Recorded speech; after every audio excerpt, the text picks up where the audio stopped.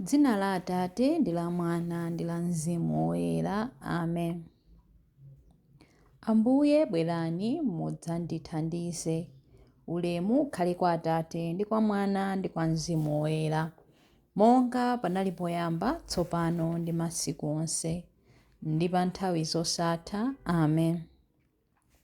Ndikayang'ana mtanda wodabwitsa, pamene mfumu yaulemu inafera, phindu langa lonse ndawerenga koma latayika.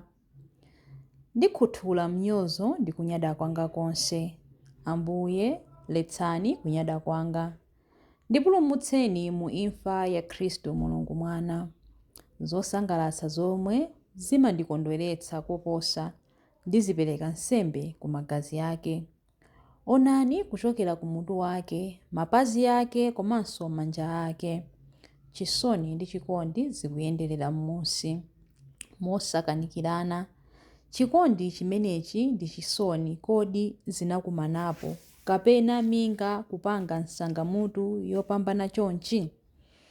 Zonse zachilengedwe m'dziko zikanakhala zanga, zikanakhala mphatso yaying'ono chotere.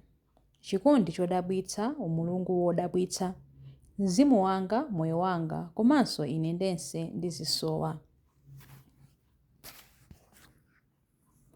Chilimbi 1.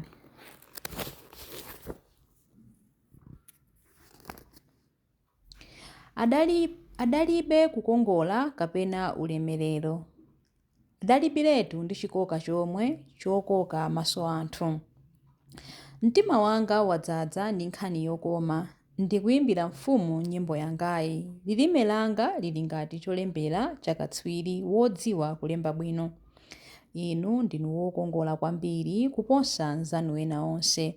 Pakamwa panu pamatulutsa zokoma zokhazokha. N'chifukwa chake Mulungu wakudalitsani mpaka muyaya. Inu ngwazi yolimba mtima, mangirirani lupanga lanu muchiuno, mu ulemerero ndi ukulu wanu. Pitani ndi ulemerero wanuwo kuti mukagonjetse adani anu onse. Mukateteze zimene zili zoona, zachifatso ndi zachilungamo. Dzanja lanu lamanja likaonetse ntchito zanu zoopsa.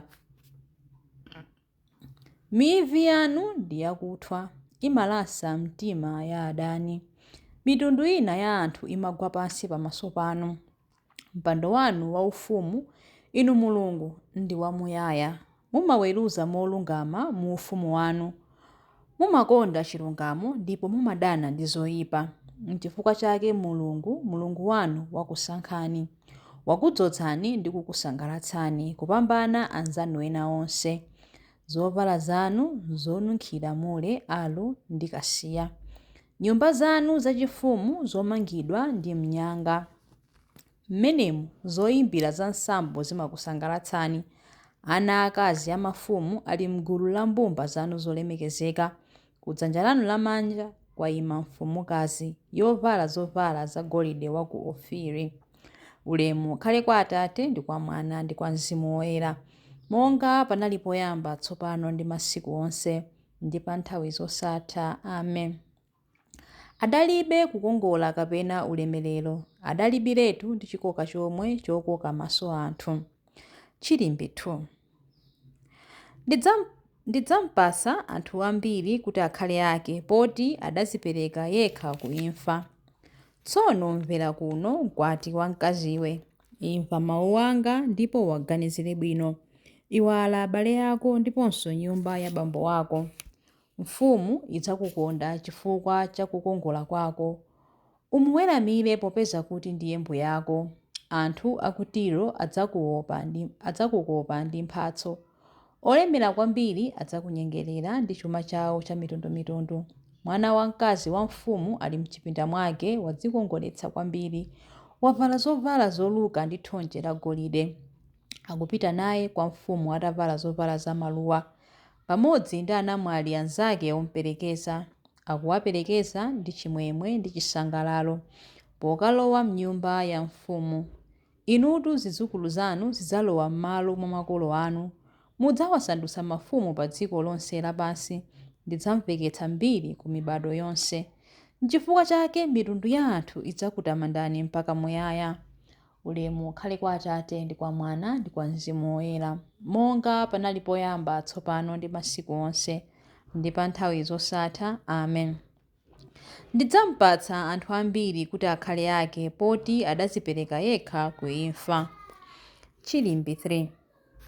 Mulungu adatidalitsa mwa Khristu, mwa Iye tidawomboledwa ndi mtengo wa magazi ake. Tiyamike Mulungu Atate a Ambuye athu Yesu Khristu. Mwa Khristu Iye adatipatsa madalitso onse auzimu kumwamba. Mulungu wasanalenge dziko lapansi adatisankhiratu mwa Khristu kuti tikhale oyera mtima ndi opanda cholakwa pamaso pake. Chifukwa chotikonda adakonzeratu kuti mwa Yesu Khristu atilandire ngati ana ake. Adachita zimenezi chifukwa adafuna kutero. Mwakukoma mtima kwake adafuna kuti tizitamanda ulemu wake, chifukwa adatikomera mtima kopambana pakutipatsa mwana wake wokondedwa ngati mphatso yaulere. Ndi imfa ya mwana wakeyo Mulungu adatipulumutsa, adatikhululukira machimo athu. Nzazikuludi mphatso zaulere zimene Mulungu adatipatsa mochuluka. Mwaluntha ndi nzeru adatiwululira cholinga chake chimene kale chinali chobisika. Zimene adati achite mwakukoma mtima kwake ndi zomwe Iye mwini adakonzeratu kale. Chimene Mulungu adalongosola kuti achite itakwana nthawi chakuti asonkhanitse pamodzi mwa Khristu zinthu zonse zakumwamba ndi zapansi pano. Ulemu ukhale kwa Atate ndi kwa Mwana ndi kwa Mzimu Woyera, monga panali poyamba, tsopano ndi masiku onse, ndi pa nthawi zosatha. Amen. Mulungu adatidalitsa mwa Khristu, mwa Iye tidawomboledwa ndi mtengo wa magazi ake. Mawu a Mulungu. Mawu akuchokera mu buku la Aroma 5:8 mpaka 9. Mulungu adatsimikiza kuti amatikonda kwambiri, chifukwa pamene tinali ochimwabe Khristu adatifera. Ndiye popeza kuti tsopano chifukwa cha magazi ake tapezeka kuti ndife olungama pamaso pa Mulungu, Iyeyo adzatipulumutsa koposa pamenepo ku mkwiyo wa Mulungu. Mawu a Ambuye. Tithokoze Mulungu. Chiyankho. Tikupembedzani inu Khristu ndipo tikutamandani. Tikupembedzani inu Khristu ndipo tikutamandani, chifukwa kudzera pa mtanda wanu mudawombola dziko lonse. Tikutamandani. Ulemu ukhale kwa Atate ndi kwa Mwana ndi kwa Mzimu Woyera. Tikupembedzani inu Khristu ndipo tikutamandani. Chilimbi cha nyimbo ya Amayi Mariya. Monga momwe Mose adapachikira njoka pa mtengo m'chipululu muja, momwemonso Mwana wa Munthu ayenera kudzapachikidwa. Mtima wanga ukutamanda Ambuye, ndipo mzimu wanga ukukondwera mwa Mulungu mpulumutsi wanga, popeza kuti wayang'ana kutsika kwa mtumiki wake. Ndipo kuyambira tsopano anthu a mibado yonse adzanditcha wodala. Iye amene ali wamphamvu wandichitira zazikulu, ndipo dzina lake loyera. Amawachitira chifundo anthu a mibado ndi mibado amene amamulemekeza. Wachita zamphamvu ndi dzanja lake. Wabalalisa anthu a mtima wonyada. Mafumu amphamvu wawatsitsa pa mipando yawo yachifumu. Anthu wamba nkuwakweza. Anthu anjala wawakhutitsa ndi zabwino. Anthu olemera nkuwabweza osawapatsa kanthu. Wadzathandiza anthu ake a Israeli pokumbukira chifundo chake. Izi ndi zomwe adalonjeza kuti adzawachitira makolo athu akale aja, Abrahamu ndi zidzukulu zake mpaka muyaya.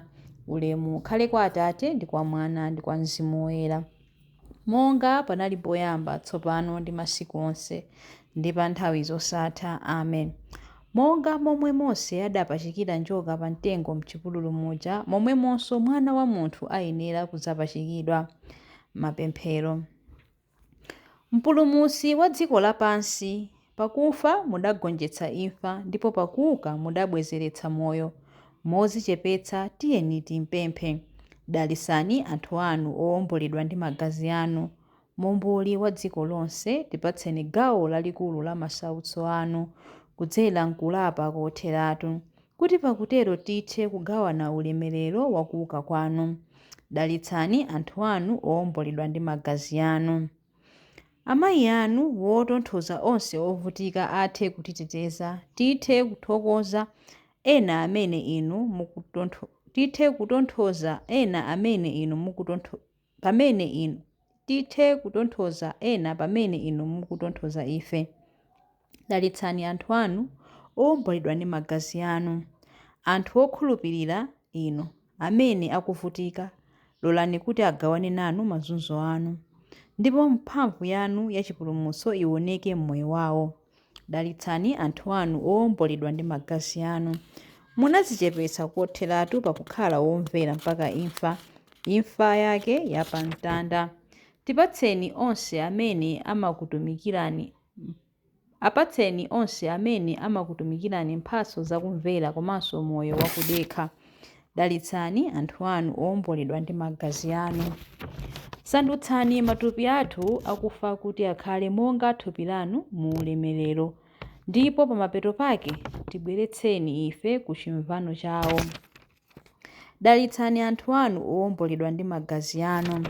Dalitsani anthu anu owomboledwa ndi magazi anu pamene tikupemphera kuti: Atate athu muli kumwamba, dzina lanu liyeresedwe, ufumu wanu udze, kufuna kwanu kuchitidwe monga kumwamba choncho pansi pano. Mutipatse ife lero chakudya chathu cha lero.